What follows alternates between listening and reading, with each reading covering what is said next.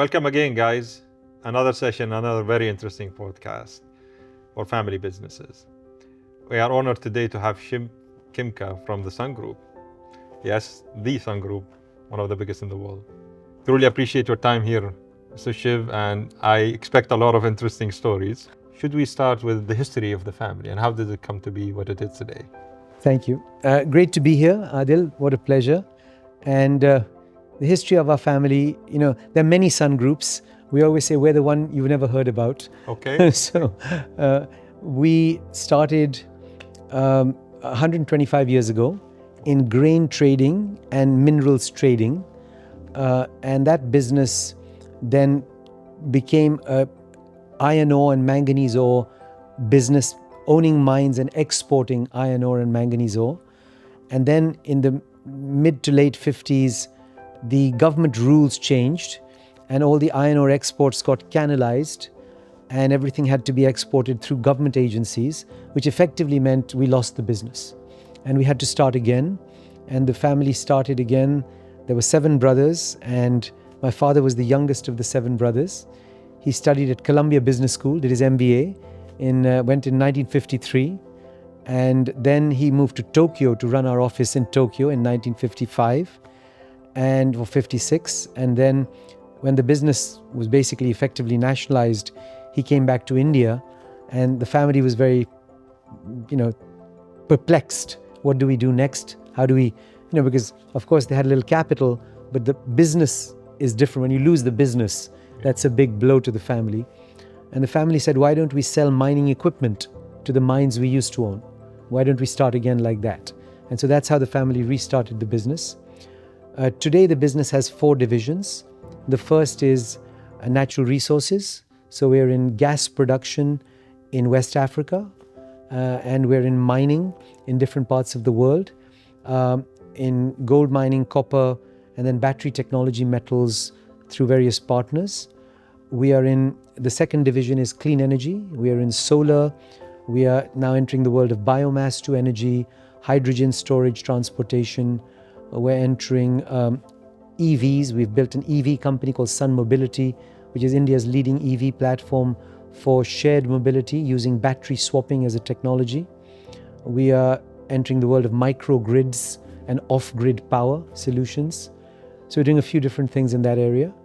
The third division is manufacturing for advanced electronics.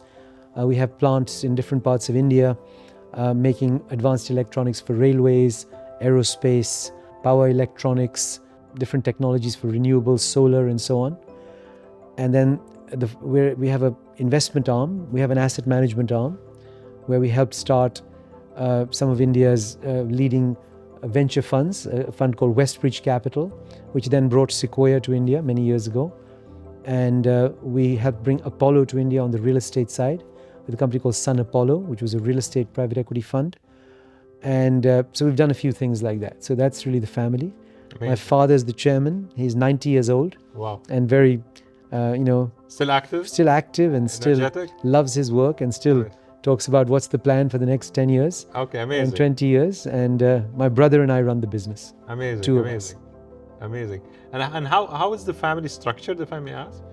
In every generation, the family effectively decided in the last generation, my father's generation, to divide the family peacefully amongst the different brothers and children. So the business I'm talking about is our branch of the family. Okay. And that is myself and my brother, and my father is the chairman. Amazing. Yeah. And is there a plan for the next generation in it? I have 3 daughters, 24, 26, and 27. Amazing. And we're very blessed and they're doing very well. And my brother has 3 children, a daughter of who's just about 15 and 2 sons of 11. Okay. And so they are a bit younger. My daughters graduated from college in the US. Okay. One was at Brown, one went to Yale, one went to Penn. So they all did well. And they've been working a little bit with me, a little bit outside, doing some different things. And, hopefully they'll study a bit more. And then, if they want, they're welcome to come into the business. Okay. But we don't like to make it a prison. Okay. We basically say, if you'd like, you're welcome to come back in and be involved and in different ways. But we'd love them to work a little bit outside as well and kind of have a balance. And also, in a way, we're the first generation where girls are coming into Are the allowed to family the business, business. yes, Yeah. yes. And so it's an experiment for us to see in what way they want to come in, if they want to come in. And so it's an experiment. We'll see how it goes. And how does decision making happen in the sense, how would you secure that the family or the wealth stays together and works and is ready to serve the family for the next few decades? I mean, is there a governance structure that you use Yeah, to so ensure that, or it's- is that yeah. still friendly, like me, I'll call my brother and we'll decide on things? Yeah, I would say it's the family, and then we have some external senior advisors and Okay. board members, but it's still very collegiate in that sense. Okay. I think we don't want to dampen the entrepreneurial enthusiasm Okay. of the family. I get it. So it needs each of us to have enough space to be entrepreneurial. Okay. At the same time, we talk to each other all the time and discuss what we're doing and take each other's opinion, advice, and so on. And obviously, there's some structural rules about what we do, what we don't do. And if we move outside those things, we discuss it, in a formalized way. Okay. So, And I keep hearing from different families, this is like a trend that I'm very curious about, is that there usually needs to be this thing that glues the family. It's usually either somebody, like this family member that has influence on everyone and everybody with respect, or certain practices, like either on governance or annual meetings or gatherings. And so in your opinion, within your family, what is the glue? well, we always say the glue is the women. Okay, interesting. The women keep us together. And that's very You know what? important This is as the a first time family. I hear of a case, yeah. but that's amazing. The women are the glue in a way. Okay. Of course, the family is very important. We get together often. We think the love between the family is very important. The caring and the togetherness is very important. Business is an outcome. Okay. It's not the primary priority. Okay. And the family is not secondary. Okay. Because then you break the links in a different way. So that's how we look at it. And but obviously, my father, is someone we greatly respect, and he is, been our mentor and our inspiration for my brother and I. And we, look up to him and take his advice and talk to him about what we do. And we have, family meetings regularly. So we meet quite often. Amazing. And we twice a year have kind of reasonably long periods of time together as a family. And during those twice a year, one in the summer, one in the winter, we have more discussions about, strategic things or what we're doing or what we see going forward. So that's how we kind of manage. Where do you see the future of the family and the family office? I mean, our family, we really are broken into, I would say, the operational side, which we have professional CEOs managing the businesses, and we come in for, I would call, variance type of activity. If we're doing M&A, we're buying a new company, we're doing a new financing, we get involved in things that are not in the normal running of the business. Okay. And then we have the investment side, which we see really as a learning tool for us as a family. And that investment side, we've been investing a lot in AI, in new advanced technologies. For example, we've been investing in clean energy, a lot of things to do with clean and green. So I think all those types of things. So the investment side is obviously a great learning situation as well. And then finally, the foundation is very important to us as well. We have a family foundation, which for us gives us meaning and purpose for why we do all this hard work.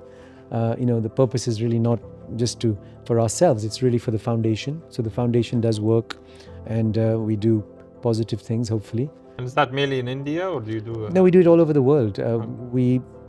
A lot of it is in India. So we train about 3 million kids a year in a curriculum for ethical leadership. And then we also have a lot of work in entrepreneurship, which is all over the world.